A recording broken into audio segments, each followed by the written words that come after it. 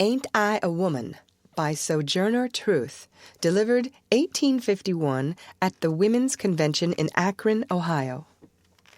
Well, children, where there is so much racket, there must be something out of kilter. I think that twixt the negroes of the South and the women at the North all talking about rights, the white men will be in a fix pretty soon. But what's all this here talking about? That man over there says that women need to be helped into carriages and lifted over ditches, and to have the best place everywhere. Nobody ever helps me into carriages or over mud puddles or gives me any best place. And ain't I a woman? Look at me. Look at my arm. I have plowed and planted and gathered into barns, and no man could heed me. And ain't I a woman? I could work as much and eat as much as a man when I could get it, and bear the lash as well. And ain't I a woman?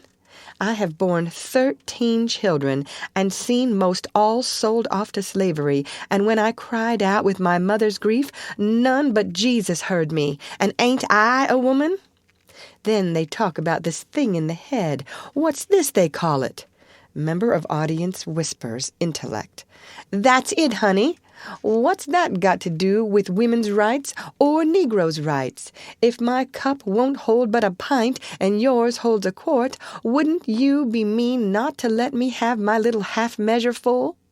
Then that little man in black there, he says women can't have as much rights as men 'cause Christ wasn't a woman. Where did your Christ come from? Where did your Christ come from? From God and a woman. Man had nothing to do with him. If the first woman God ever made was strong enough to turn the world upside down all alone, these women together ought to be able to turn it back and get it right side up again. And now they is asking to do it, the men better let them. Obliged to you for hearing me, and now old Sojourner ain't got nothing more to say.